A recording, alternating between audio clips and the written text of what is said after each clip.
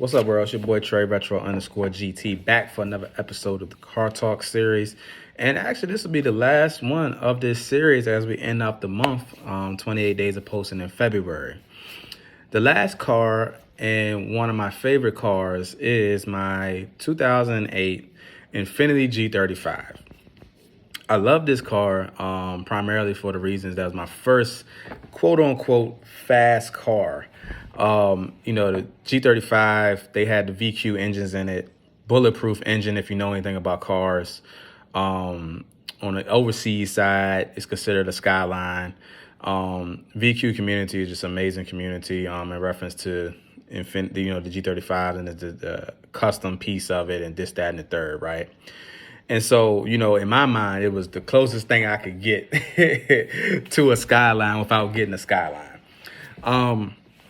What's crazy was that, though, I shouldn't have gotten that car so soon. I had just bought a 06 Honda Accord at the time before I graduated, and then got my first real kind of post-undergraduate job. 6 months later, found this G35 and went and got the big boy payment. Initially, I probably should have got this '08 6-speed TSX, man. That was amazing. I should have got that because it was way cheaper and it probably would have lasted longer for me. But ended up getting the big boy car, man. Got the G35, man. I love that car, man. That car really held me down all the way to, at least, I want to say graduation 2015 from grad school. Now, I'll say this, right? I had no issues out of that car, but that was one of my highest maintenance bills, one of my highest car payments and one of my highest maintenance bills. And, with that being said, I also did a lot of custom work to that car. So that was the first car that I had a car payment that was more of a luxury car that I also did custom work to. So I experimented with a Plasti-Dip. I don't know if y'all know, but Plasti-Dip is a rubberized alternative to paint.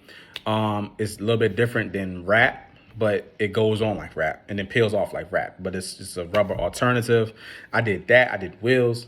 I did tint. I did air intake upgrades through K&N. And I also tinted my taillights. I did halos in it, custom halos in it. I did a couple different things. And I had plans. I had big plans for this car. Do wheels, drop the wheels, get some Nissan 370Z wheels, some GTR wheels, or Nismo wheels, put them on there, slam it, keep moving. But this car, and I kept all my maintenance up. I did, my maintenance work. I was on top of that. Just had everything squared away. Then what happened was towards the end when I graduated out of grad school, man, it had about 110,000 miles on it at that time. And my transmission started slipping real bad when I got my first job after grad school. And it cost like over $9,000 to fix. What I did was I did a transmission flush maybe the year prior or a couple months beforehand.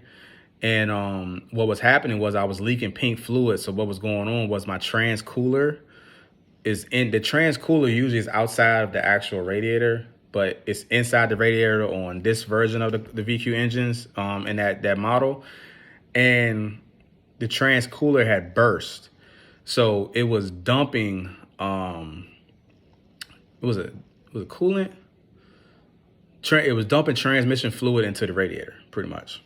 And so, I ended up having to get out of it because it cost too much to actually fix.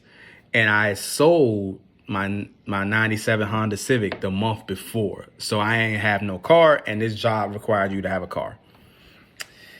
So that's where it ended. And that was probably one of the most stressful times of my life, messing with that G35. And so outside of that, though, that car taught me a lot taught me a lot about patience, taught me a lot about high-end luxury is not always the way to go. You might not always be satisfied. But outside of that, man, it was one of those cars that I had like high expectations for. It's one of my big first luxury cars, big first car payment. It was one of my big first cars that I've done, things in a while. I didn't put a system in it because I didn't need a system. You know what I'm saying? I had power seats in it for the first time. I never had power lever seats. I had heated seats. I never had heated seats before. All these different things that come with Infiniti, that was pretty much a upper echelon luxury Nissan. That's what I had. And so that was my first taste of luxury, man. And I definitely missed that car and appreciated that car. And definitely have learned that I probably shouldn't do transmission flushes. So, yeah, man. But thank y'all for tuning into the Car Talk series, man. We appreciate it, man. It's been cool. Let me know what you think about it. I might continue to doing these things in the near future, just talking about cars in general, and I got a lot more stories in relation to cars. So thank y'all. I appreciate y'all. Y'all talk to y'all soon.